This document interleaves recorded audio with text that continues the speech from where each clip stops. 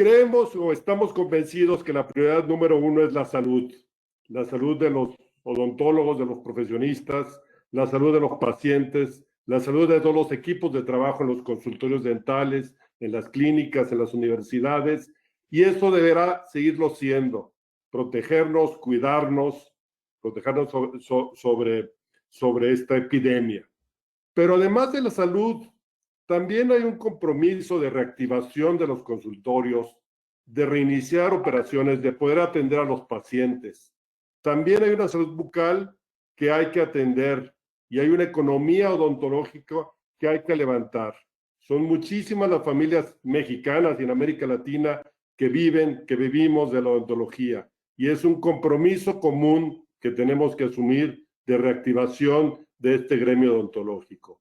Y es por eso que el día de hoy hemos invitado a estos 5 ponentes a que nos vayan abriendo ideas, propuestas de cómo poder hacer una segura reactivación del negocio, del consultorio, de la atención de los pacientes.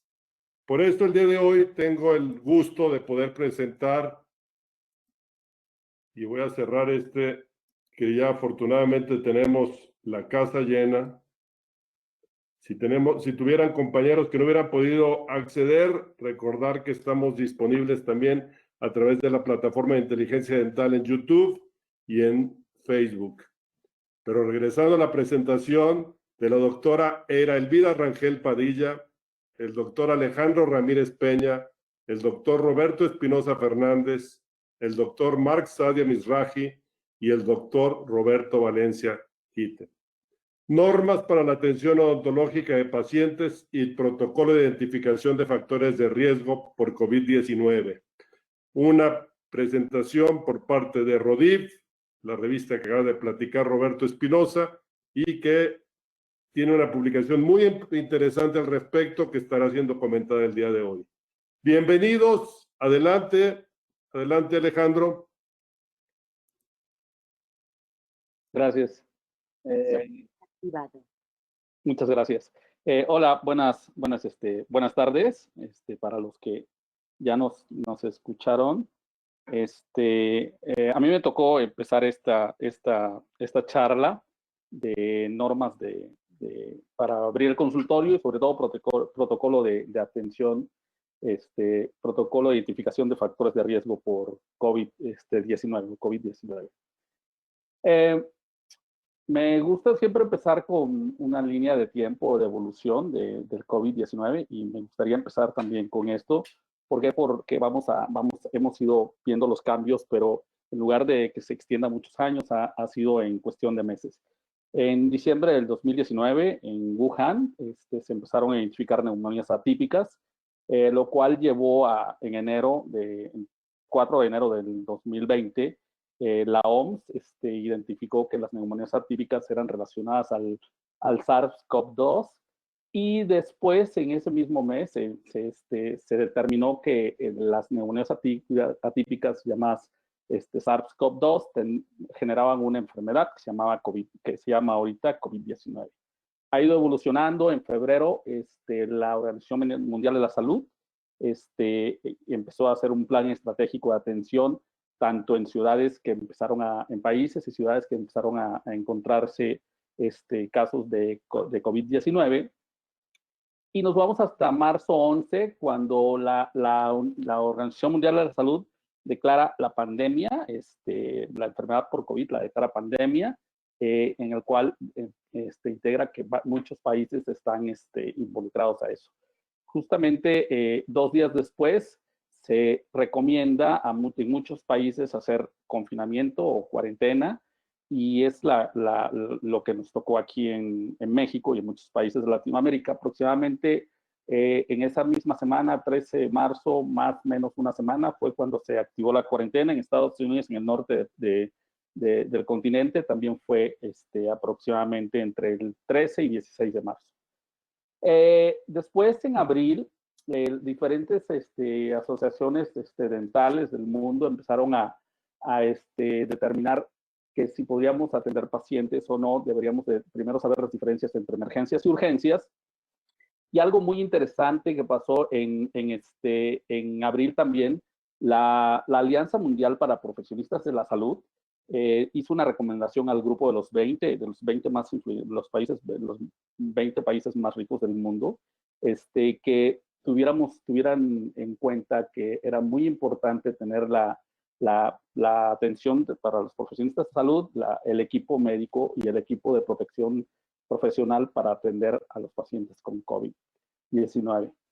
En mayo, hasta el 1 de mayo aproximadamente, se habían contado cerca de más de 3 millones de personas contagiadas con COVID-19 y aproximadamente más de 300,000 personas fallecidas. Y a partir del 4 o 5 de mayo empezaron a salir los lineamientos de diferentes asociaciones, tanto de la Academia Americana de Odontología Pediátrica, de la Academia Dental Americana, como diferentes asociaciones en el mundo, en Latinoamérica, nuestra asociación hermana, ALOC, y también en Europa, lineamientos para reapertura del consultorio. ¿Qué fue lo que nosotros encontramos o lo que hemos visto nosotros mismos?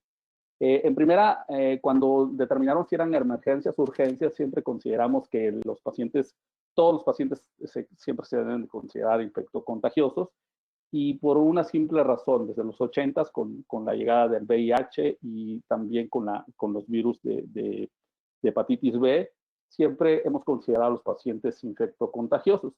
Pero cuando surgió esta pandemia por COVID-19, el gran problema de esto es el periodo de contagio que siempre que tienen los pacientes, que muchos estudios se han determinado que pueden ser desde 0 a 14 días, incluso algunos lo extendían hasta 21 días, pero realmente en promedio se ha visto que entre el contagio es entre el 0 y el cuarto, quinto día, puede ser el periodo de contagio. ¿Qué es lo que nos recomendaron todos los artículos o todas las investigaciones o todas las primeras cuestiones que empezaron primero en China y poco a poco fueron extendiéndose a diferentes países? Lo primero, que para ver urgencias odontológicas y ya cuando te reactivas tratamientos convencionales, tratamientos que tú vas a hacer en tu consulta habitual, lo primero que decían, bueno, tienes que hacer un triage telefónico en el cual determina, mediante una llamada o teleconsulta, determinar si los pacientes son candidatos o tienen alguna sospecha de estar contagiados o tener la enfermedad por COVID-19. Pero ahí surgen todas las dudas y es lo que nos ha hecho pensar y nos ha hecho posiblemente dar un paso más atrás o un paso a un lado, o no determinar si podría yo empezar a ver pacientes o una urgencia, primero extenderla lo más que se pueda, debido a que solo el triage telefónico solo evalúa síntomas. Si tú tienes temperatura es cuando se detiene, pero también nunca toma en cuenta que cerca del 20% de los pacientes son asintomáticos, incluso algunos estados aquí en México han determinado que casi el 50% son asintomáticos, que pueden tener COVID-19, pero no pueden manifestarlos. Y el 80% los signos y síntomas son leves. Entonces, si nosotros nos basamos nada más en tomar la temperatura o en preguntar si tomamos la temperatura, sería realmente un poquito más riesgoso no indagar un poco más. Hay otros estudios que han determinado que por cada persona diagnosticada hay entre 29 y 60 personas no diagnosticadas que andan caminando, que posiblemente tuvieron COVID y no lo tuvieron. Pero lo más importante es el periodo de contagio. Ya había comentado en la diapositiva anterior que eran aproximadamente 14 días, pero realmente tenemos entre 0 y 5 días cuando se den las primeras manifestaciones y si estás infectado por COVID. Entonces, nosotros encontramos que esto podría ser algo muy, muy trascendente en nuestra consulta dental, porque no solamente el triage telefónico nos podría dar, y aparte que tenemos varias cosas que nos han ido determinando qué precauciones debemos tener en el consultorio, ya sea la forma de transmisión, que ya puede ser que sea directa o indirecta, por contacto, por aerolización, o sobre todo por gotitas de saliva. Que nosotros determinamos en este estudio que aparte del triage telefónico podríamos integrar este protocolo de valoración de riesgo. ¿Por qué valoración de riesgo? Nosotros, como odontopediatras, siempre estamos tratando de ver el riesgo de caries, de la supuesta que pueda tener un paciente para desarrollar caries, que venga al consultorio en 3, 6 o un año después de seguir la atención. Entonces decidimos hacer un protocolo de identificación de determinantes de riesgo para la atención odontológica. ¿Qué significa eso? Algo parecido al riesgo de caries, pero nosotros lo trasladamos a la posible infección por COVID para la atención odontológica. Entonces determinamos 6 puntos principales. Uno es actividad profesional, el siguiente es confinamiento o cuarentena, actividad familiar durante la cuarentena, limpieza de productos, actividades recreativas y desinfección personal. El primer punto, que es actividad profesional, lo dividimos en cuatro puntos. Personas que trabajan en casa, que hicieron, como se llama, home office o trabajo en casa, hasta médicos que tienen contacto hospitalario directo con pacientes con COVID. ¿Por qué es importante la actividad profesional? Porque esta nos podría hacer que nos determine qué pacientes o qué no pacientes, tanto sean pacientes pediátricos o pacientes que vengan a la consulta, tienen contacto con más de una persona o con diferentes personas que puedan ser riesgosos a tener COVID. En el confinamiento, nosotros encontramos que más de 4 semanas de cuarentena, que ahorita aproximadamente, si contamos desde el 13 de marzo, estamos hablando de más de 8 semanas ya de confinamiento, y esto nos daba un valor, la cual nos podría determinar personas que no han hecho cuarentena, posiblemente por trabajo o porque no están de acuerdo en hacerlas, tienen mucho más contacto con personas y con otras personas, que esas personas podrían llegar a tener alguna manifestación por COVID. La siguiente es dentro del hogar, cómo adquieres los insumos o productos para alimentación. Y había evaluamos que 0 era para productos que se compran a domicilio, que lo pides tú por teléfono o por una app. La siguiente, padre o madre sale a realizar las compras, y el valor más alto era familia sale a realizar las compras. Personas que dicen, bueno, sabes que yo puedo salir con mi familia a obtener los alimentos. Y la siguiente, que es muy importante porque lo recomienda la Organización Mundial de la Salud, una vez que tienes los alimentos en tu casa, limpiar y desinfectar los productos alimenticios. ¿Por qué? Porque puede ser que en el contacto de que sale el insumo hasta que llega a tus manos, puede estar, posiblemente podría estar contaminado con el riesgo de contagiarse con COVID. Y lo último, actividades recreativas y desinfección personal. Las actividades recreativas consisten en que la persona sí está confinada, pero sabes que estoy confinado, pero voy al parque a caminar y estoy haciendo ejercicio fuera de mi casa y estoy tratando de tener una vida normal. Y la otra es desinfección personal, personas que salen de su casa y al llegar se cambian de ropa, se desinfectan, cambian de ropa, se quitan los zapatos, son zapatos que pueden tener para fuera de casa y otros calzados para dentro de casa. Entonces, cuando hicimos todas estas evaluaciones, nosotros consideramos que determinar la atención podría ser por diferentes riesgos. Riesgo bajo, riesgo moderado o medio, o riesgo alto o muy alto. El riesgo bajo lo consideramos de 0 a 3, dando un valor de 0 a 3, de todos los puntos que mencionamos, dando un valor de 0 a 3, que se interpreta un nivel bajo para la atención, fuera más seguro para el dentista y para el equipo dental, ya sean los auxiliares o profesionistas que estuvieran en la consulta dental. El riesgo medio o moderado se interpreta que ha cumplido con las reglas establecidas para el confinamiento, pero por alguna actividad, ya sea tiene más propensión a que haya tenido contacto con más personas, y eso nos pueda generar alguna complicación o algo que nos pudiera contagiar. Y por último, el riesgo alto, esto es de 8 hacia adelante, en el cual podríamos encontrar que personas que están realmente expuestas a ser propensos a tener contagio por COVID. Hay algunos puntos adicionales que en el artículo que encontramos, que escribimos, lo especificamos, que pueden ser casos extraordinarios. Este es un ejemplo de un paciente que se le hizo una evaluación en este COVID para llegar al consultorio, en el cual les hacemos las mismas preguntas, actividad profesional, y de este paciente determinamos que el riesgo era 2.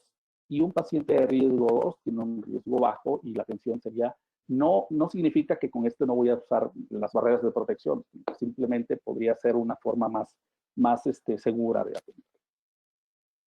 Gracias a esto, tomamos varias acciones de acuerdo al riesgo de cada paciente. Y las acciones pueden ser las acciones de infraestructura, que puede ser acondicionamiento del consultorio, y acciones personales en cuanto al equipo de protección personal, y también a los tipos de tratamientos que podemos realizar. En cuanto a acondicionamiento de la infraestructura del consultorio, algo que hemos encontrado que también, de acuerdo a este artículo, podría ser la categorización de nuestra consulta. ¿Qué significa? En esta imagen que pueden ver, podemos ver 4 tipos diferentes de consultorios, que pueden ser muchos, pero puede ser un consultorio en el cual tenga más de 3 o 4 unidades en una isla, como le llaman, en el cual está expuesto a todos los consultorios, todos los operatorios se observan, a consultorios que tienen cubículos aislados, en el cual puede estar 1, 2 o 3 o 4 unidades, pero aislados, a consultorios que pueden ser de nada más un solo cubículo o una sola unidad, y pero está separada la oficina con la recepción y todo, a consultorios que pueden ser que dentro del consultorio tienes también agregada tu oficina o tu escritorio en el cual puedes estar interactuando con el paciente, y por eso es por tamaño o por conveniencia del dentista. Entonces tenemos los tipos de consultas pueden ser privadas, de un operatorio a múltiples operatorios, y en institucionales pueden ser pues, escuelas de múltiples unidades ¿cómo se llama? Al sector público, que también puede ser de una a múltiples unidades. ¿Qué es lo que hemos estado escuchando? Cuando tú categorizas el consultorio, una de las cosas que más se ha escuchado es decir, ahora voy a tener que usar en mi consultorio presión negativa o presión positiva y voy a tener que comprar muchas cosas. La realidad es que esta es una forma simple de explicar cómo es la presión negativa y cómo es la presión positiva. Realmente nuestra área del consultorio siempre es un área contaminada, aunque tratemos de desinfectarla siempre como estamos trabajando algo, siempre ha sido un área contaminada que la logramos desinfectar, pero cuando trabajamos, logramos de nuevo se vuelve a contaminar. Este es el artículo de Men de Wuhan, de cómo se atendían pacientes en el consultorio odontológico, en el cual dividían por diferentes zonas, de acuerdo a los colores, es amarillo, rojo, naranja, verde. Desde triage y zona de espera, que es la recepción, a zona roja, que es cuando vengan pacientes infectados por COVID o pacientes en el cual se podría hacer aerolización. Y el consultorio naranja son para pacientes que podríamos considerarlos para riesgo moderado o bajo, y el área verde es para personal. En me dio la tarea de tratar de hacer un esquema de cómo está relacionado, cómo está mi consultorio, o el consultorio, que muchos consultorios son parecidos, en el cual tenemos una sala de espera, una recepción, una oficina y 1 o 2 operatorios con baños y todo. ¿Qué es lo que nosotros proponemos de acuerdo al artículo de Men? Es exactamente esto, hacer la categorización, en la cual tengamos una zona de espera y una zona de traslado, en el cual podríamos considerarlo como un triage. En el consultorio rojo aislado, que puede ser un operatorio, lo podemos usar como pacientes de alto riesgo, porque ahí en ese consultorio podemos solamente aerolizar sin ninguna complicación. Y el consultorio naranja, podemos hacer para atender a pacientes con riesgo bajo o riesgo moderado, en el cual no se vaya a aerolizar toda la sala. Las áreas verdes son las áreas en las cuales no podrían entrar los pacientes. Por ejemplo, es común que cuando nosotros vemos pacientes los pasemos a la oficina para explicar el tratamiento. En este caso, pues tendría que tratar de evitar para que no tuviéramos tanto contacto. Entonces, Como nosotros encontramos esto, decíamos, hay que empezar a categorizar nuestros consultorios, ya sea consultorios de muchas unidades, de varias unidades y que estén en espacios abiertos, o consultorios de una sola unidad o de un solo operatorio. ¿Por qué? Porque la realidad es que podemos encontrar colegas que tienen consultorios en los cuales 7, 8 unidades y atienden 8 personas al mismo tiempo, o colegas que tenemos una sola unidad y en el cual estamos atendiéndolos y pasamos de un operatorio a otro, o vemos un paciente y hacemos el cambio de paciente y se hace. Entonces, como conclusiones, nosotros a esto podríamos decirle que una configuración de tu consultorio va de acuerdo a las necesidades individuales. Tú puedes utilizar, hacer como un pequeño esquema de cómo está tu consultorio y hacer una configuración individual. Y categorizar la consulta es de acuerdo también al número de unidades y operatorios. Yo tengo 2 unidades, puedo categorizar que a solamente voy a entrar para hacer tratamientos de aerolización, en el cual exponga la aerolización, y a este operatorio va a ser solamente a pacientes que sean de revisiones, de tratamientos en el cual no tenga que utilizar agua, no tenga que utilizar diversas cosas que pudieran expander la virulencia en el operatorio. Si yo tuviera solamente un consultorio o un operatorio, pues entonces la categorización tendría que ser por tiempo y por tipo de tratamiento. En lugar de utilizar un operatorio, pues, utilizo este operatorio, pero divido el tiempo. Entonces me espero un poco más para desinfectar y para tratar de hacerlo. El siguiente punto va a ser las acciones en diferentes etapas personales, el equipo de protección personal, y en el cual les voy a dar la palabra al doctor Roberto Espinosa Fernández, que ya lo conocemos, egresado de UNITEC y ¿cómo se llama? De la Universidad de Guadalajara, y les cedo la palabra al doctor Espinosa. Bueno, Hola. ¿me escuchan? Ya. ¿Sí me escuchas, Alejandro? ¿Me estás escuchando? ¿Sí? Sí, adelante. Usted dígame. Bueno, pues qué gusto poder contribuir con ustedes. Entonces, si pasamos a la siguiente, por favor. Bueno, pues nosotros vamos a hablar de la bioseguridad en odontología. Entonces, vamos a hablar exactamente de lo que se recomienda por la Organización Mundial de la Salud. Entonces, los odontólogos, como dice aquí, somos profesionales capacitados dentro de nuestra formación académica como trabajadores en el ambiente de alto riesgo biológico. Eso quiere decir que en realidad no es algo que estemos ahorita inventando. Todos nosotros los dentistas, todos estamos capacitados en esta área para manejar correctamente el riesgo biológico. Y esto lo hemos puesto a prueba cuando fue el Entonces estábamos todos con la problemática de cómo íbamos a atender a un paciente y poco a poco fuimos aprendiendo. Con toda la controversia que hubo, como está en este momento, de que qué era cómo se infectaban los pacientes, cómo te pueden infectar a ti, etcétera. Pasamos una más, por favor. Entonces, el manejo de instrumental, el manejo en la clínica realmente es impresionante de lo que se hace en un consultorio habitualmente. Y aparte, los consultorios siempre hemos estado bajo los lineamientos de los protocolos de bioseguridad. Y esa es una realidad. No porque en este momento estemos con el problema del COVID y de cómo vamos a iniciar el tratamiento de los pacientes que pudieran estar infectados y que nosotros no sabemos o no nos damos cuenta, o ellos ni siquiera saben que están infectados. Entonces, la cuestión está en que debemos de pensar que todos pudieran ser positivos y que no tengan síntomas. Entonces, esta imagen fotográfica la estoy pasando mostrándole a ustedes que cualquier paciente puede estar infectado y no tenga síntomas. Entonces, esto lo hemos manejado muchos años. En los que ya se manejaba la careta, manejábamos el cubreboca, por supuesto, los guantes, áreas totalmente limpias. Pasamos la siguiente, por favor.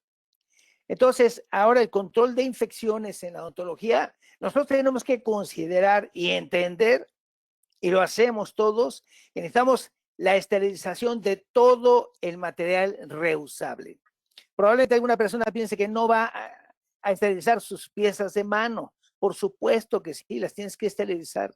Y desinfectar los instrumentos o los elementos que no puedas llevarlo adentro de un autoclave. Y también tenemos que llevar esos protocolos de desinfección de áreas de trabajo, como mesas, como las unidades, como el sillón, las lámparas, todo. La siguiente, por favor. Y los protocolos de protección personal, que también son importantísimos. Y estos vamos a buscar no contaminar nosotros, no contaminar a las personas que trabajan con nosotros y tampoco contaminar, en su caso, a los pacientes que van a vernos a nosotros. En esta condición, entonces, todo el material debería estar perfectamente bien estéril. Alejandro, la siguiente. Gracias. Ahora quiero platicarles a ustedes de la aerolización. Y ese es un problema que tenemos los dentistas, porque cualquier otro médico en realidad usa una batelenguas y usan una lámpara para checar en la parte interior de la boca del paciente, pero no tiene ningún tipo de aerolización en la parte interior. Entonces, varios procedimientos que usamos nosotros llevan aerosoles que salen o brincan finalmente de la zona de trabajo y se van a áreas muy cercanas. Entonces, ese viene siendo uno de los problemas más serios con los que tenemos que luchar todos los dentistas. La siguiente, por favor, Alejandro. Ok, entonces, aquí estamos viendo esta imagen que me encantó, en donde muestra el radio de actividad bacteriana, que viene siendo el primer metro de diámetro, el primer metro en el perímetro, es muy contaminado, el 100% de contaminación. Y luego el siguiente metro, el siguiente metro a todo el perímetro, tiene una contaminación, según la Organización Mundial de la Salud, del 50%. Y por supuesto, este irá bajando conforme te alejes del paciente. Pero nosotros trabajamos a 50 centímetros, a 40 centímetros de la boca del paciente. Entonces podemos decir que realmente trabajamos en una zona muy contaminada. La siguiente, por favor. Entonces, para esto, la siguiente, Alejandro. Gracias. Para esto debemos nosotros de cuidarnos en todos los sentidos. En primer lugar, la desinfección del equipo del consultorio. Toda la unidad, todos los elementos de la unidad, tenemos que desinfectarlos. Y puede ser con algunas soluciones de hipoclorito de sodio al 1%, depende la superficie. O amonio cuaternario, hay muchos elementos que son a base de amonio cuaternario, o alcohol al 70%, o simplemente jabón y agua y limpiarlos perfectamente bien. La siguiente, por favor.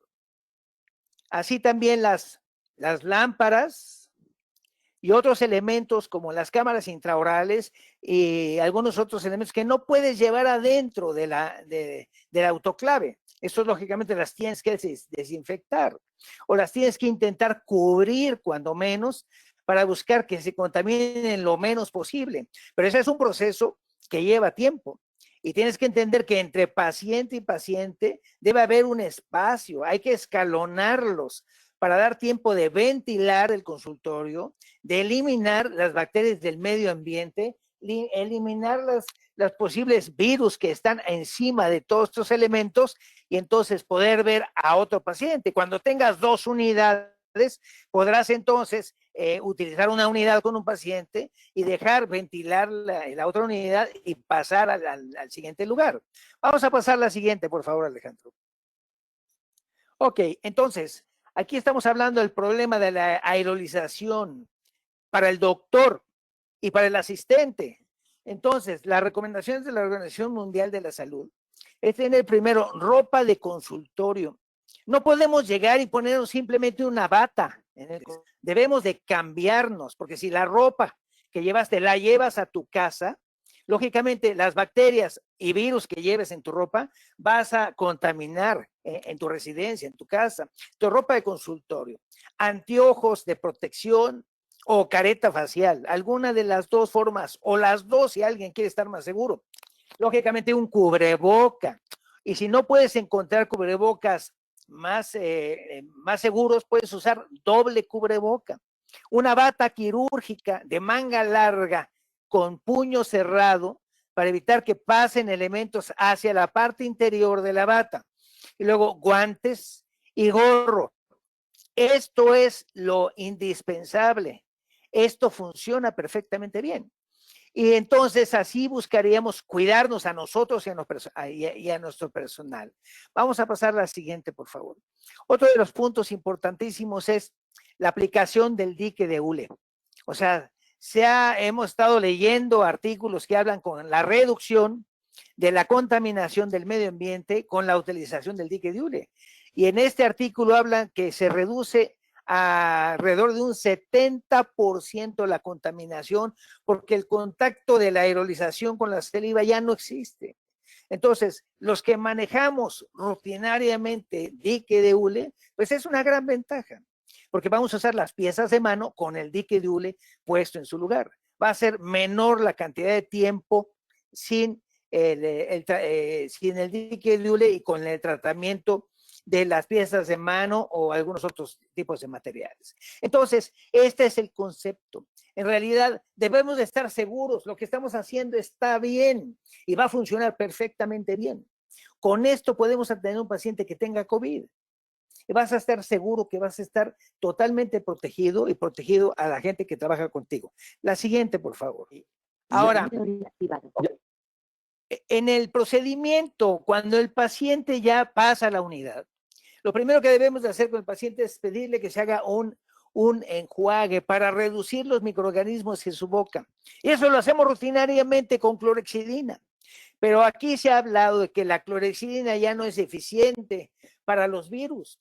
Y entonces se está recomendando el peróxido de hidrógeno al 1% o también la povidona iodatada al 0.2%. Y esas son muy buenas opciones. Y eso funciona muy bien.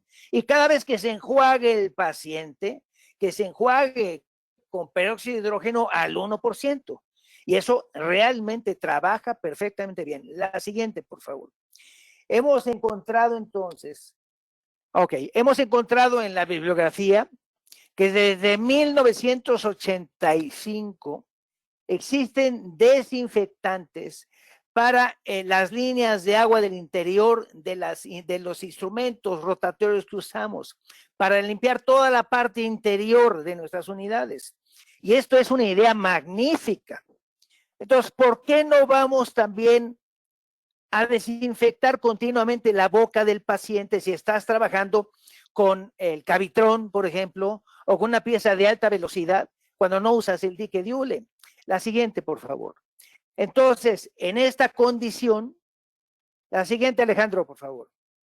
Gracias. En esta condición, entonces, podemos hacer la reducción de los microorganismos en la nebulización. Entonces, nosotros recomendamos hacer una mezcla de peróxido de hidrógeno al 1% y llenar el contenedor de la unidad. Ahora las unidades tienen contenedores individuales de agua que funcionan para la pieza de mano, para el cavitrón y para la jeringa triple.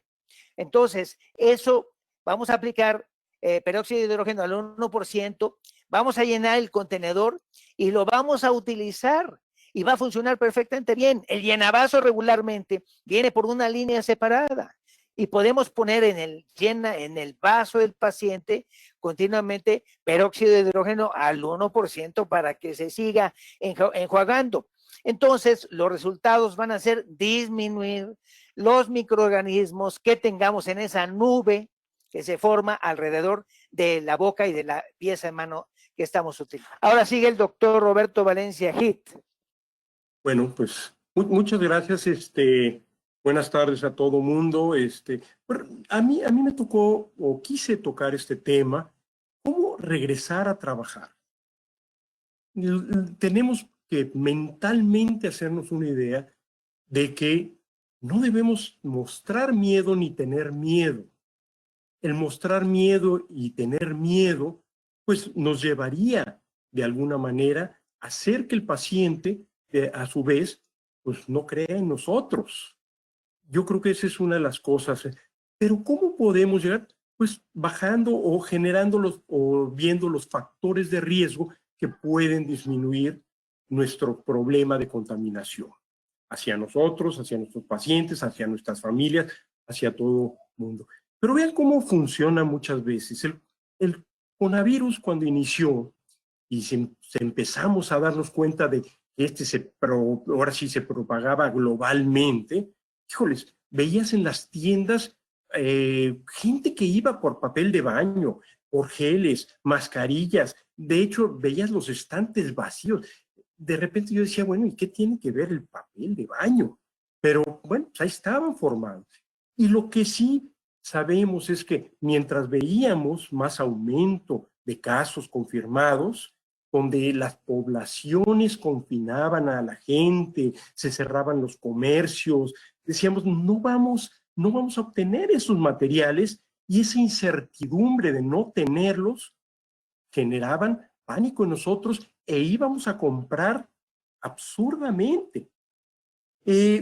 Lo que sí sabemos es que cuando las personas sienten que su vida está en riesgo, pues no hay un control y eso les da terror. Pásame la siguiente. Y bueno, pues para mucha gente el adquirir esos suministros, ese papel de baño, ese gel, esas mascarillas, pues generaba una tranquilidad y esa incertidumbre queríamos protegerla con la compra de ese tipo de abastos y suministros. Pásame la siguiente. Otra de las cosas que generaban mucho, o que generan todavía mucha ansiedad, es los mensajes de nuestros gobiernos.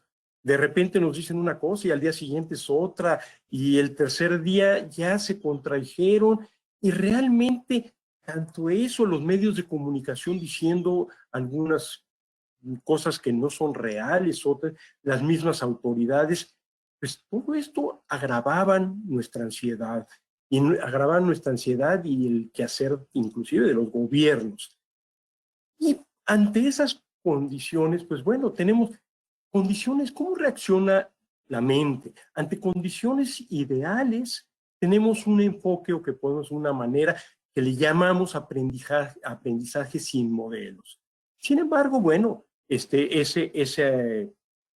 parte es incierta, y entonces actuamos a manera de prueba y error. Y calculamos algunas veces la probabilidad de lo que sería, lo que va a pasar. Sin embargo, bueno, a veces no es tan fácil. Vamos a pasar a la siguiente. Tenemos entonces, cuando carecemos de un modelo de aprendizaje, pues simplemente nos queda ir al pasado, ver algunas otras condiciones, algunas otras epidemias, algunas otras pandemias, y entonces sí simular bajo estas lo que vamos a hacer. Sin embargo, en ocasiones, y como es el caso, muchas de las cosas que pasan ahorita no se parecen a otro tipo de epidemias y pandemias. En algunas cosas sí, pero muchas no. Todo esto nos lleva a lo que le llaman sesgo de disponibilidad, donde sobreestimamos los riesgos o subestimamos el riesgo, tanto del grupo como de las personas. Y estos van desde los riesgos en función de una vista pesimista, donde hablamos con gente y es apocalíptico.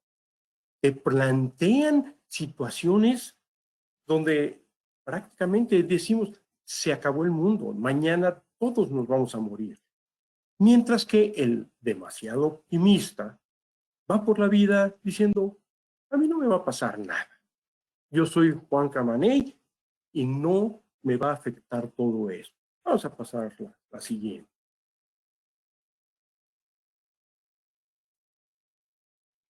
Entonces, el miedo hace que la mente se confunda.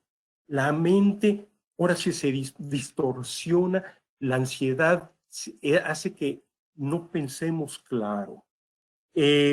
Realmente se caracteriza el estado por una inquietud, excitación, inseguridad. Inclusive, cuando vemos algunas neurosis, está acompañado todo esta incertidumbre o están acompañadas con cosas de este tipo. Vamos a pasar la siguiente.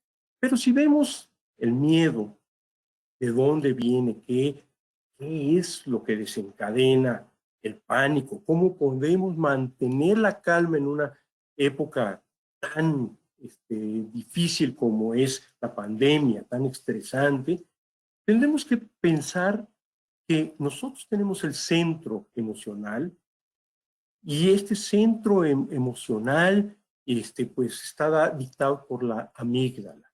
Esta parte de la amígdala es una estructura que se encuentra en la zona límbica y es más o menos el tamaño de una nuez, o de una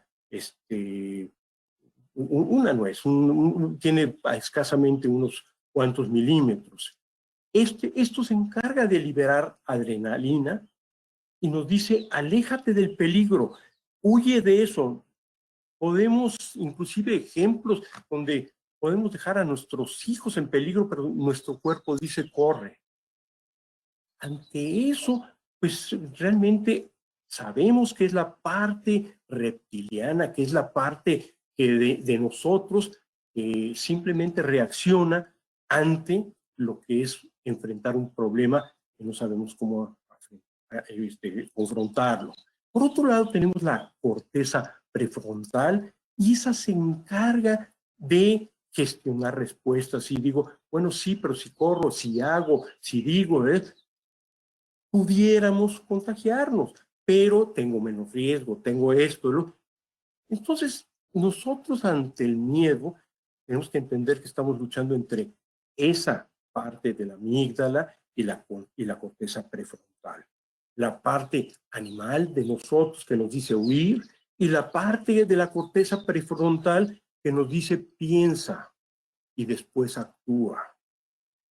Para la primera, la de la amígdala, es muy importante porque si yo voy cruzando la calle y se viene un coche encima de mí, corro y genero adrenalina y salgo huyendo.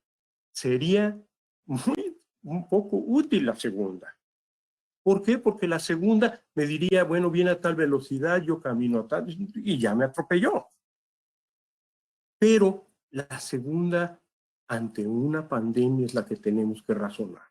Es la que tenemos que hacerla pensar y decir, bueno, ver varios aspectos, varios planteamientos, como los que se han planteado ahorita por parte de Alejandro y por parte de Roberto. Vamos a pasar a la siguiente. Y si nosotros centramos en esa parte, pues entonces vamos a tener una mejor respuesta. La corteza prefrontal, pues bueno, ante las intercomunicaciones, esa parte límbica de la corteza, híjoles, pues lo único que nos queda es ver, reconciliar, como puse ahí los datos, y entonces sí, darnos esa parte de sensación de tener control sobre la situación. Vamos a pasar a la siguiente. ¿Qué tenemos que hacer? Esas dos estructuras, reconciliarlas para poder. Y aquí quise tocar lo que dicen los estoicos, que es una escuela filosófica fundada en el 301 a.C. por Zenón de Sitio. Y prácticamente los líderes en esto son Epiceto, Séneca y Marco Aurelio, gentes diferentes pero con el mismo pensamiento, donde dicen que el control de los hechos, cosas y pasiones que perturban la vida, valiéndose de la valentía y la razón del carácter, nos hacen o nos generan el control. Entonces, vamos a pasar a la siguiente. Enfócate en lo que tienes control. ¿Puedes hacer algo al respecto? Si digo sí, bueno, he hecho todo lo que podía hacer. Si la respuesta es sí, no te preocupes. No tiene caso preocupar lo que no está en tus manos. ¿Qué pasa si mi respuesta sí he hecho todo lo que he podido, pero no puedo hacer nada? Haz lo que puedas hacer y después no te preocupes. Si vemos el camino, ¿puedes hacer algo al respecto? No, pues no te preocupes de principio. No puedes, va un poco con la filosofía china, donde pues ahora sí Buda y todo, dicen, preocúpate de lo que está en tus manos, no te preocupes por lo que no entiendes o lo que no puedes hacer. Entonces, puedes hacer cosas que estén dentro de tu ámbito y lo que no, no te preocupes. Vamos a pasar a la siguiente.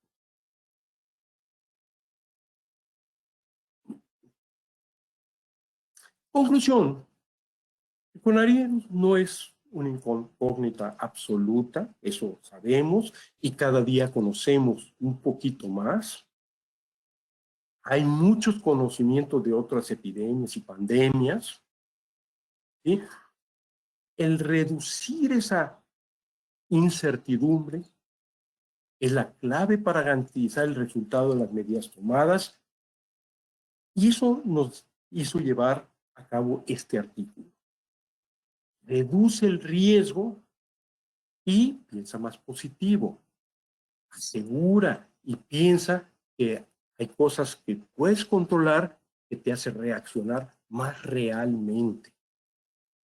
Yo siento que ahorita estamos oyendo miles de cosas y lo que estamos oyendo muchas veces es en función del miedo del que las presenta.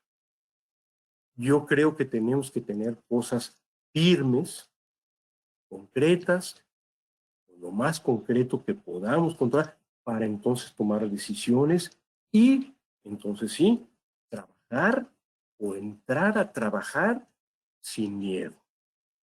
Miedo que lo vamos a reducir nuestros pacientes sin relajación. No podemos relajar porque entonces no vamos a controlar. Pero bueno, esto es lo que yo tenía que decir. Muchas gracias. Vamos a pasar a la siguiente. Yo nada más quisiera presentar a una gran odontopediatra. La verdad, yo la respeto, la admiro mucho, fue alumna mía y pues siento que a veces los alumnos superan al maestro y pues aquí tenemos dos ejemplos, uno es Alex y otro es Eira. Eira Elvira Rangel Padilla nos va a presentar o nos va a hacer su ponencia. Muchas gracias, Elvira. Gracias por la oportunidad. Es un honor poder estar aquí con ustedes en este panel. Quiero empezar explicando que obviamente no me considero una experta, ni mucho menos, pero creo que sí puedo coincidir con estos maestros y compañeros de panel en que soy una profesionista preocupada por la reactivación de nuestra profesión y además por el enfoque o la preocupación de nuestros estudiantes, ¿no? Yo colaboro en la Facultad de Odontología de la Universidad Autónoma de Nuevo León y bueno, cuando surge la preocupación de atender un paciente de urgencia, que fue lo que derivó el trabajo o este gran trabajo que hemos venido realizando, pues fue por eso, ¿no? Por la preocupación, un poco bueno, el contexto obviamente de volver a la práctica privada, profesional, y otro pues por la preocupación de cómo regresar a atender a pacientes en una institución. Entonces eso pues obviamente, como bien lo han expresado el doctor Espinosa, Alejandro, el doctor Roberto Valencia, no parece ser una guerra nueva para nosotros, simplemente pues una nueva batalla, es decir, se ha enfrentado a lo largo del tiempo al VIH, como es la foto del lado izquierdo, a la hepatitis, que si leyéramos tan solo un texto de hepatitis, pues bueno, nos volvemos a asustar y a panicar y hemos estado trabajando con ellos y hemos estado sobrellevándolo. Pareciera más pues de acatar nuestros compromisos y cumplirlos como tal. ¿Pudieras pasar la siguiente, por favor? Entonces, aquí en este sentido creo que por la contribución que yo aporté a este artículo, era tratando de pensar cuál es el compromiso natural que tienen las instituciones educativas, porque obviamente pues colaboro en una. Y recordábamos y veíamos que el escenario o el contexto es muy distinto. Se habla bueno, de una incorporación a aulas virtuales, y sí, las instituciones o las universidades lo han podido hacer, y nosotros igual, pero tenemos el compromiso, además de la formación y el desarrollo de las competencias en el área clínica de nuestros estudiantes, pues el de prestar servicios de salud. El contexto y la situación de las facultades de odontología es totalmente distinto y es muy sui generis y es muy peculiar. Ese compromiso pues nos tiene obviamente ahorita seguramente a todas acatando los lineamientos de las autoridades, pero pues todos pensando en qué modificaciones o qué vamos a cambiar para el regreso, ¿no? La siguiente, por favor. Y en ese sentido, creo que pues vale la pena aclarar o recordar que ante a veces muchas llamadas o mensajes pesimistas, como bien explica el doctor Valencia, que nos llegaban seguramente a los que laboramos en instituciones educativas, diciendo, bueno, ¿qué van a hacer? ¿Van a cerrar? ¿Qué va a pasar? ¿Ya no va a ser posible? O a mensajes también asustados, como es natural de estudiantes, de, bueno, ¿qué va a pasar? ¿Algún día vamos a poder regresar? No, ¿cómo voy a terminar a mi paciente? Pues debemos recordar que los conceptos de bioseguridad han estado con nosotros desde hace mucho. Desde por ahí del año 2000 se implementaron los primeros protocolos, pues, o más bien los protocolos que están más parecidos a la actualidad en las instituciones educativas. Este es un ejemplo de una fotografía de una estudiante de la Facultad de Odontología de la Universidad Autónoma de Nuevo León teniendo un paciente hace, no sé, 7, 8 meses de esta fotografía. Es decir, los conceptos de bioseguridad han estado ahí seguramente en todas las instituciones educativas responsables y no tendría que ser algo que se viera imposible. Es decir, tenemos que pensar en cómo sí y dejar de preocuparnos y ocuparnos en qué modificaciones son las pertinentes de hacer. La siguiente, por favor. Y bueno, en ese mismo sentido, creo que hoy en día todas las instituciones educativas responsables tenemos como prioridad proporcionar un entorno seguro para estudiantes, para profesores, para personal administrativo, para toda la comunidad. Y pues también continuar brindando una atención odontológica de calidad, o la que estamos acostumbrados a brindar. Y si queremos tener esas dos prioridades en mente, pues esto nos obliga a hacer cambios, modificaciones, reingeniería, le podríamos llamar, de los protocolos que estamos usando hoy en día. La siguiente, por favor. Entonces, hay algunos puntos que yo les quiero compartir. Seguramente quienes estén relacionados con alguna institución educativa, alguna facultad, estén pensando en lo mismo, e incluso, pues, obviamente en áreas de consulta privada. En nuestra escuela, obviamente, como en la mayoría de las escuelas, se trabaja de una manera ordenada, a través de comités o de una manera colegiada, en donde no hay decisiones unilaterales, sino plurales, y en donde pues se hace un trabajo de equipo colaborativo y estamos definiendo los puntos estratégicos de cómo se van a sanitizar las áreas, cómo se va a llevar a cabo el proceso de asignación de citas, qué modificaciones habrán las indicaciones previas y posteriores al paciente en base a las recomendaciones que ya se han visto en este panel, cuál va a ser el equipo de protección personal que se va a definir. Sería muy fácil pensar y caer en un mercantilismo y buscar tener la mayor cantidad de equipo posible, pero hay que ser considerados, no se trata de eso, de tomar decisiones a la ligera. ¿Cómo se va a llevar a cabo la logística de atención en clínica? Se va a definir según el riesgo, según la actividad, etcétera. Y cuáles son las opciones o alternativas terapéuticas que se van a iniciar o que se van a promover más, porque a lo mejor antes no se usaban. La siguiente, por favor. Sin embargo, esta etapa o este proceso o este tiempo de crisis, pudiéramos llamarlo así, creo que nos brinda oportunidades. Somos de la cultura de ver el vaso medio lleno siempre, no importa qué. Y creo que en este proceso viene a ser un poco más valioso aquellos procesos o o certificaciones, bueno, así es el nombre como tal, que nos ayuden a tener orden y que nos ayuden a hacer mejor nuestro trabajo. Y la facultad donde yo laboro tiene afortunadamente un tiempo caminando en ese proceso, en buscar la calidad de la atención de sus pacientes, no con la presión ni una obligación institucional, ni mucho menos, simplemente con la obligación moral de brindar un mejor servicio. Y contamos con una certificación del Consejo de Salubridad General que nos ha permitido tener mucho más orden, que nos ha permitido avanzar en protocolos o en cosas o en pasos que ahorita se están pidiendo, que se está hablando, como es el lavado de manos. Eso es una meta internacional para la calidad del paciente. Y creo que hoy en día va a tener un valor importante ese tipo de procesos, acercarse a instituciones que nos puedan ayudar o que puedan ayudar a los demás a dar un mejor servicio para que nuestros estudiantes estén mejor formados, que el estudiante tenga una idea o lleve los conocimientos de cuáles son las metas internacionales para la salud del paciente, que no están establecidas por un criterio nacional. O sea, obviamente es el organismo nacional el que las regula en nuestro país, pero son tomadas de la Young Commission International. Pues creo que viene a ser mucho más importante y viene a reforzar la necesidad de ir evolucionando y buscar la calidad en la atención de nuestros procesos.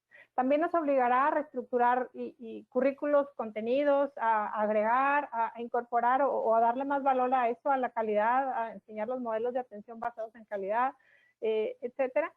Y bueno, al compromiso inmerso, por lo cual pues empezamos a trabajar con este artículo, que es el crear y aplicar. Si no hay algo hecho, pues nos toca buscar crear y buscar que lo que se cree tenga alguna aplicación.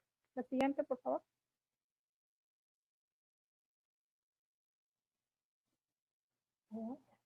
Claro que pues a lo mejor se dice muy fácil hablar de certificarse o de empezar a implantar modelos de calidad, porque las instituciones educativas, a diferencia de un consultorio, tenemos un reto muy grande que es el que nuestra población es variable. En la consulta estamos pensando, por ejemplo, ahorita al regreso, a capacitar al asistente y a capacitar al personal que está y a que se lleve una serie de entrenamientos. Pero bueno, el entrenamiento se dará una vez y a lo mejor se reforzará. En el caso de una institución educativa, la población es variable y cuando el estudiante ya está perfectamente capacitado, pues ya está listo para irse, ya se va a graduar y entonces ya va a estar iniciando su trabajo en el mercado laboral. Entonces, esos son de los retos que creo que debemos de correr, o que los que estemos relacionados a instituciones educativas debemos de asumir. Y considerarlos, perdón, como parte del éxito de la formación de nuestros estudiantes. Ahí hay unos ejemplos de algunas jornadas que se tienen que realizar para actualizar la información y que los estudiantes sigan capacitados. La siguiente, por favor.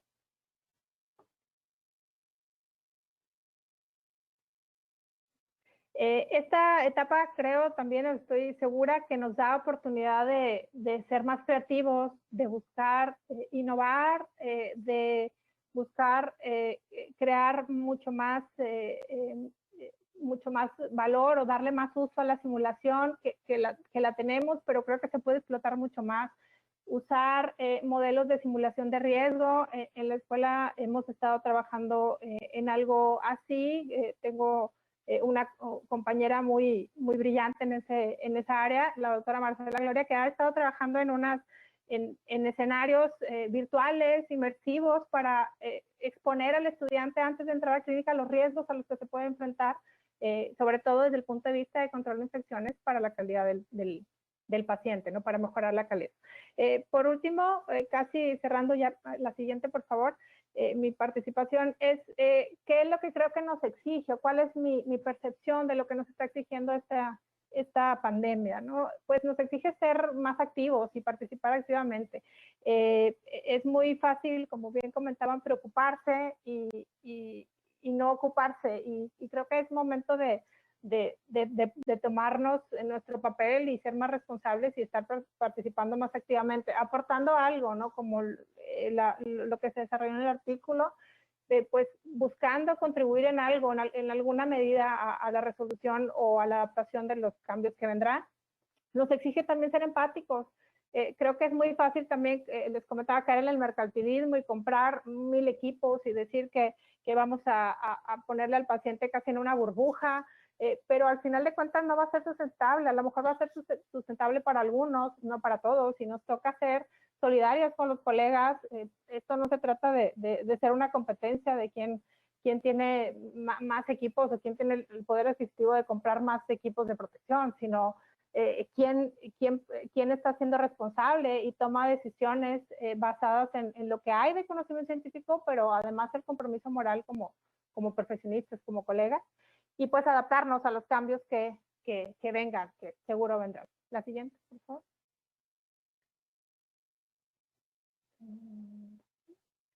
Y bueno, creo que por mi parte es todo. Esta es con lo que los dejo en mi aportación. Creo que estoy segura que lo único es que no regresaremos iguales y mientras seamos responsables volveremos con modificaciones aplicadas a cada realidad y a cada contexto, pero mejores. Muchas gracias. Adelante, por favor, la siguiente.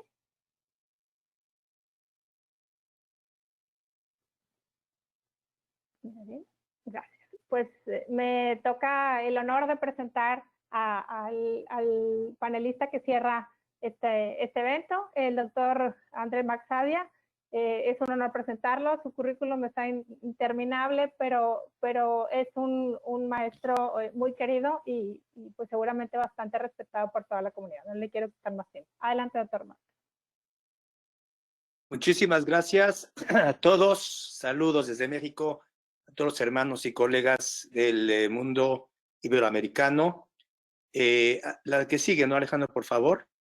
Les quiero comentarles de que sí me pinté el pelo de blanco, como lo pueden ver ustedes, pero creo que me veo mejor de otra manera.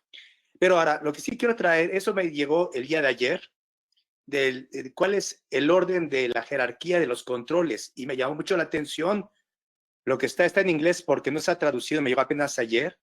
Desde el lado izquierdo, de lo menos efectivo hacia lo más efectivo.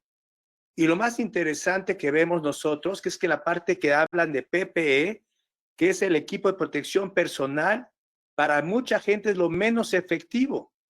O sea, esto es lo que me llama mucho la atención para nosotros. Estamos hablando de lo máximo, que es la protección personal que podemos tener para nosotros y para nuestros pacientes, mientras que aquí en la jerarquía de los controles hablan que eso es lo menos efectivo. Claro que si ustedes ven la parte de los controles administrativos, sí que estamos cambiando la forma que la gente está trabajando, sobre todo, no tanto el dentista, porque muchas veces nuestro trabajo es de presencial y no a nivel desde la casa, como van para trabajar mucha gente. Tenemos que tener también controles a nivel de ingeniería, cómo podemos pues separar a la persona que son un riesgo para nosotros. Creo que estaba hablando Alejandro en un principio. Y luego reemplazar y eliminar al riesgo. O sea, remover físicamente al riesgo. O sea, el riesgo realmente es ese virus que se llama coronavirus, tiene el nombre que quieran darle, pero el que lo trae puesto somos nosotros los humanos. No lo traen los animales, somos nosotros. Entonces, la única forma de remover ese riesgo para nosotros o reemplazar este riesgo, ¿sí? En vez de que venga Luis, venga Juanito, porque ya tuvo coronavirus, eso no me sirve absolutamente, porque si no tenemos a los pacientes en la parte superior, que es lo más efectivo, pues lógicamente, si no hay pacientes, pues es lo más efectivo, no vamos a tener ni un solo problema. Sin embargo, desafortunadamente, tenemos que tomar en cuenta que para nosotros lo que estamos trabajando es la protección personal que tenemos de equipo personal, que habló de manera muy buena el doctor Roberto Espinosa, y también Eira, que habló al final de lo que están haciendo las universidades, que es una cosa maravillosa. La que sigue, por favor. Lo más interesante de todo que quiero traer yo es que se nos olvidó, como están comentando, que llevamos protegiendo y protegiéndonos a nuestros pacientes desde el origen del SIDA, el año 2000. Perdón. Desafortunadamente, disculpen, no es COVID, no se preocupen. No, lo más importante y lo más triste de todo es que la gente y nuestros propios colegas en el mundo nos hicieron sentir tan importantes que hoy somos considerados de muy alto riesgo, como decía el doctor Roberto Espinosa, pero eso ya no es con nosotros, sino con los pacientes. Entonces somos de muy alto riesgo, pero no somos esenciales, ¿sí? Los pacientes nos ven como un peligro.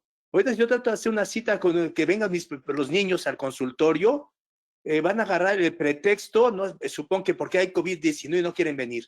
Pero no sé si es por eso y también inventan de que hay exámenes y que no pueden venir con nosotros. Pues la verdad es que los papás y los pacientes, como nos han hecho tan importantes, tan necesarios, nos subimos a tal nivel que ya nos podemos comparar con la gente que maneja plutonio. Entonces, sí, la gente se nos ve como un alto peligro y es culpa de nosotros mismos que nosotros nos hemos hecho ese daño.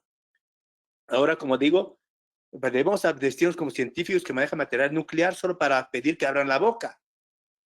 Lo que no se vale es que hay compañías, sí, hay público y algunos colegas que han abusado, sí. No se vale y no hay lugar para el egoísmo ni egos con la gente. No hay lugar para competencias destructivas entre nosotros mismos.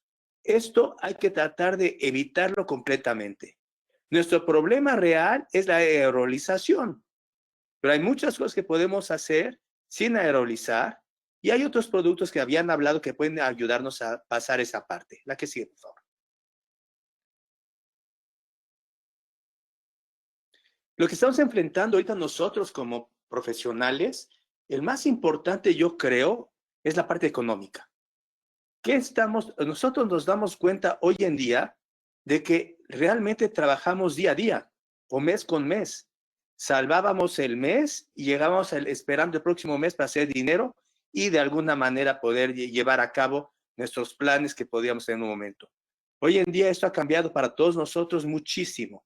Y creo que la parte económica nos afecta a la parte física y nos afecta muchísimo a la parte emocional. Pero esto es lo que tenemos que lograr nosotros. La parte positiva en la que vamos a hablar, de que no podemos rendirnos ni podemos dejarnos vencer. Es como comentaba Eira, es un virus que igual que los otros va a pasar y el mundo va a cambiar definitivamente. Y ahorita vamos a ver qué podemos hacer. La que sigue, Alejandro, por favor.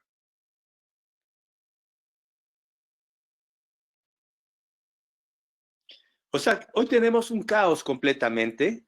Digo, normalmente tenemos una cosa que se le llama la homeostasis, hay otra cosa que se llama alostasis, que vamos a ver ahorita.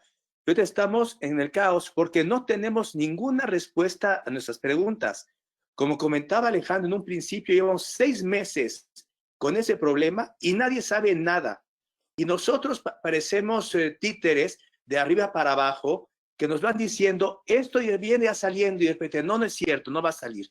Y viene esto que está muy bien y esto no va a ser. Y de repente vemos estudios que dicen que de las próximas pues, profesiones que van a sobrevivir va a ser la odontología. Y a lo mejor eso nos hace sentir bien. Pero en la odontología, que lo que estamos viviendo hoy en día es que no tenemos la libertad, estamos sin trabajo, estamos quedándonos en la casa, si no tenemos cosas que hacer, es de verdad muy estresante. No hay dinero, mucho estrés. Hay mucha gente, por ejemplo, en los Estados Unidos, en California, hay un 25% de los dentistas que ya aplicaron para quiebras. Ya no pueden hacer planes para vacaciones, no pueden hacer planes para congresos y conferencias. No tenemos respuesta a las preguntas. Todo es una confusión, desorden, impotencia, trauma y agitación, como lo comentaba el doctor Roberto Valencia. O sea, hoy en día, después de haber esperado 2 meses, nosotros estamos ya diciendo, caray, ¿o cómo? Y luego Dios dirá. Pero claro, como están comentando todos nuestros colegas, tenemos que cuidarnos, porque sí, posiblemente sí estamos comer, pero protegiéndonos y protegiendo a nuestros pacientes. La que sigue, por favor. Lo que traigo aquí es lo que está pasando a nivel del caos en el mundo. Siempre ha habido una cosa que se llama la homeostasis y la alostasis.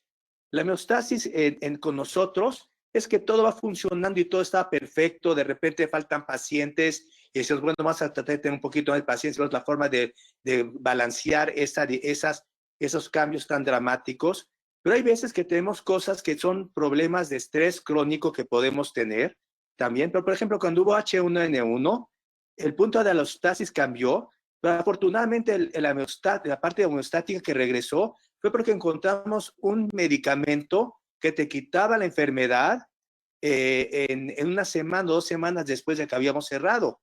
Y el mundo continuó de la misma manera. Hoy tenemos un nuevo punto de alteración que están viendo ustedes en la parte de arriba, que se llama COVID-19. Y si normalmente teníamos un punto alostático que permitía que subiera la presión las primeras 2, 3 semanas, decimos no va a pasar nada absolutamente y pensamos que todo iba a regresar a lo normal, igual que con la H1N1 o el SARS, que también hubo. Pero hoy en día este punto alostático está subiendo de una tal manera que no sabemos cuándo se va a revertir. Y lo que está sucediendo es que la capacidad de recuperación nos ha roto completamente esa flecha que podíamos controlar y estamos ahorita en un momento de caos. Y ese es el caos que tenemos que controlar nosotros. No podemos rendirnos y tenemos que ayudar porque no sabemos dónde va a terminar esa curva de seguir subiendo. La que sigue, por favor.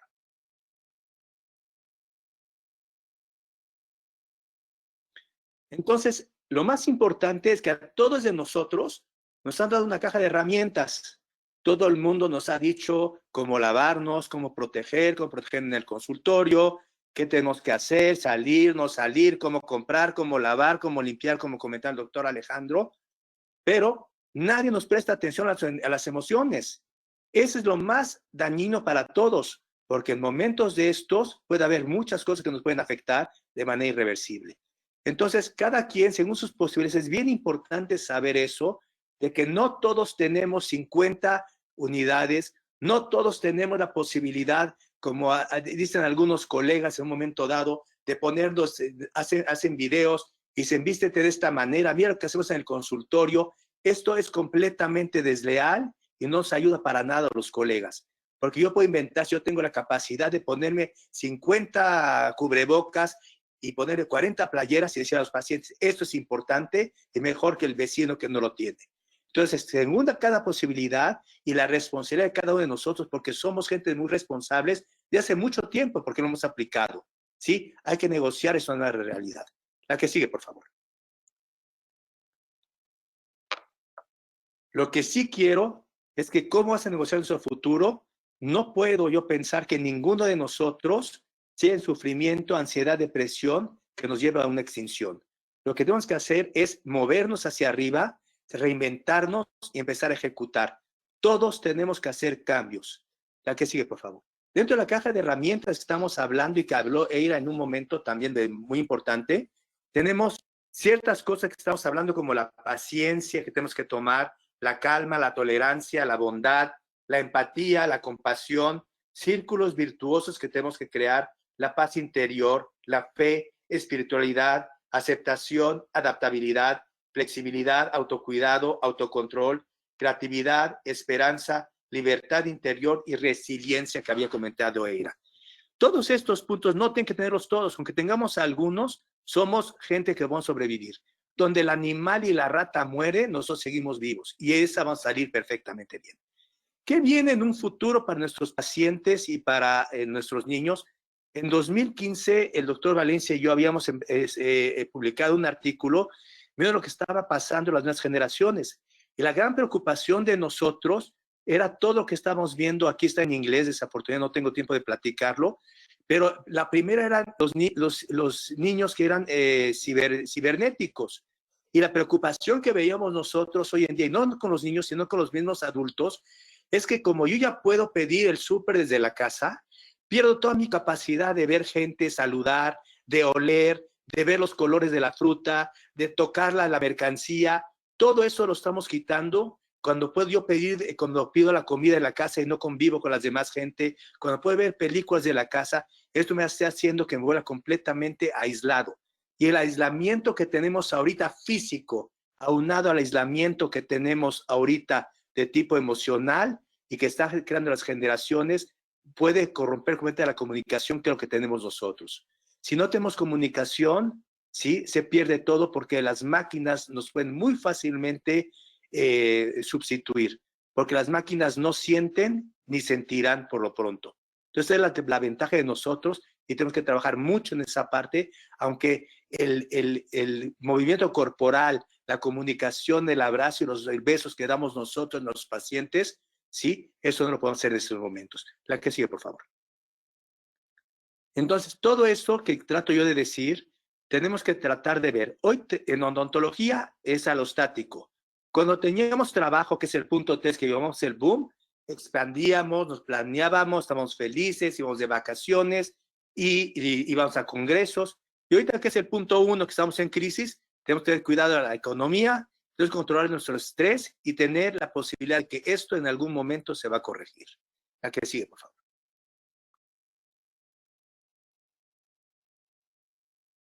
Entonces, de nuestro punto de vista, no se trata de regresar a la normalidad que todo el mundo dice. Se trata de empezar de nuevo. Y esto es cuando empezamos de nuevo, cuando dices borrón y cuenta nueva, es cuando más podemos crear. Y no escuchar lo que está haciendo los demás. Cada nosotros somos gente muy inteligente y sabemos cómo levantarnos cuando nos caemos. Los niños se caen, se tropiezan, se raspan, con salivita se limpian la herida y siguen corriendo. Es lo que tenemos que ver nosotros también hoy en día. La que sigue, por favor.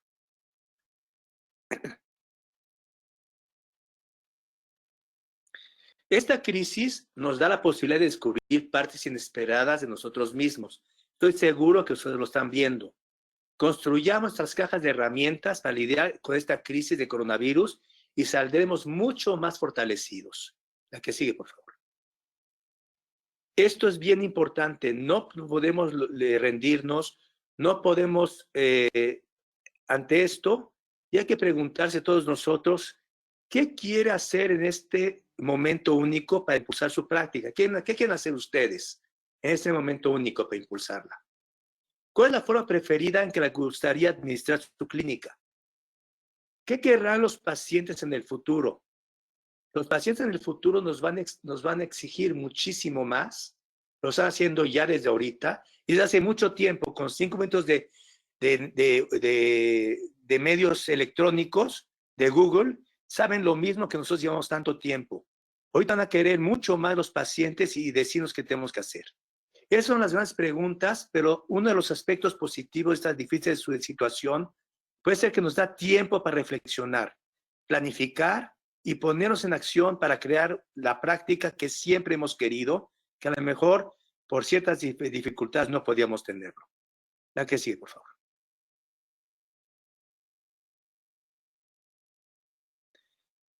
Y 2 palabras ya para terminar, igual que hizo Eira.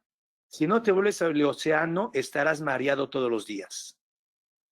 Y otra que quiero decir que es importante para nosotros, de nuestros miedos nacen nuestros corajes. Y en nuestras dudas viven nuestras certezas. Los sueños anuncian otra realidad posible y los delirios otra razón. En los extravíos nos esperan los hallazgos, porque es preciso perderse para volverse a encontrar.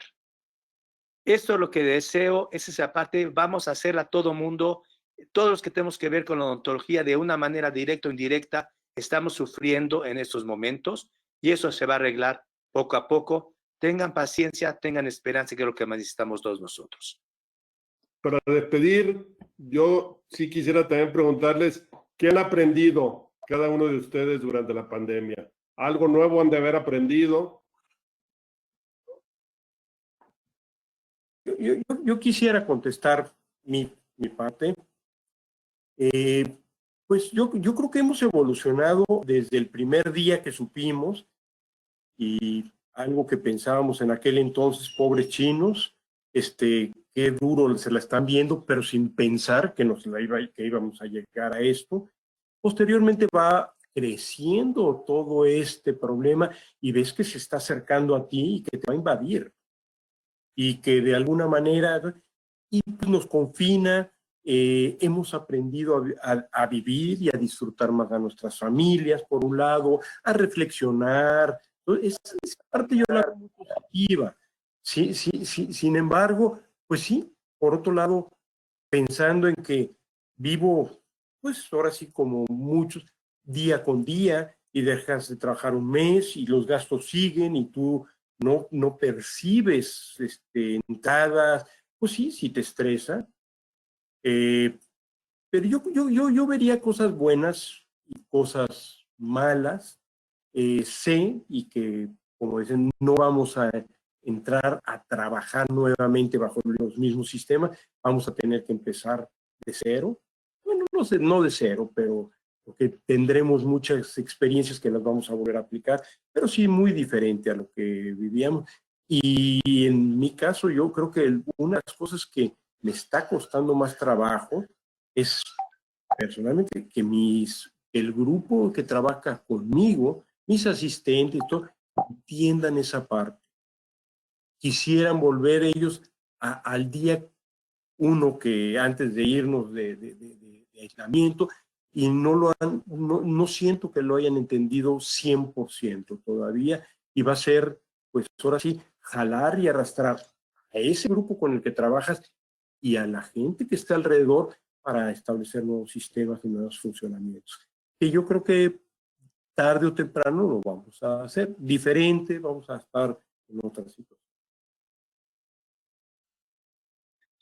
Bueno, yo quiero comentarles que en realidad yo he trabajado prácticamente diario, porque hemos tenido muchísimas emergencias de todo tipo, y no con la cantidad de pacientes que teníamos antes.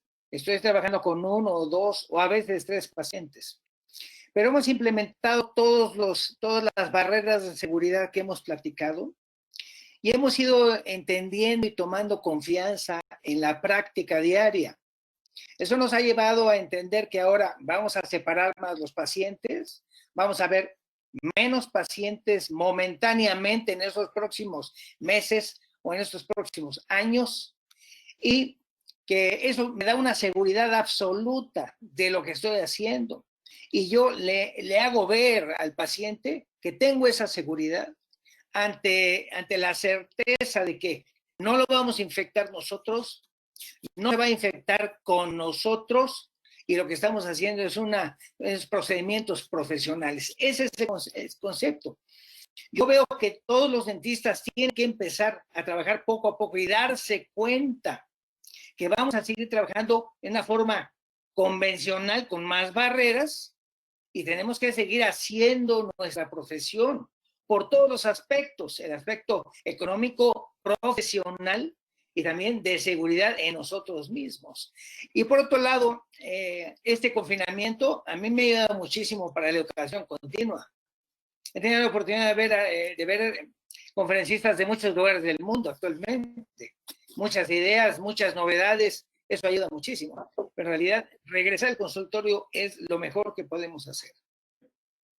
Yo en lo particular que he aprendido es pues estar más tiempo, aunque nuestra profesión nos brinda la posibilidad de tener control de tus tiempos y estar en tu casa cuando tú quieras, independientemente de que estés o no trabajando, pues puedes darte el lujo o el tiempo para no trabajar un día y diferir tus pacientes y todo. Ahora estando en casa, pues es pues más contacto real, y que siempre ha habido, pero como quiera estar el día a día con tus hijos y en nuestro caso, que tenemos hijos pequeños, de estar auxiliándolos para sus clases en línea, de permitir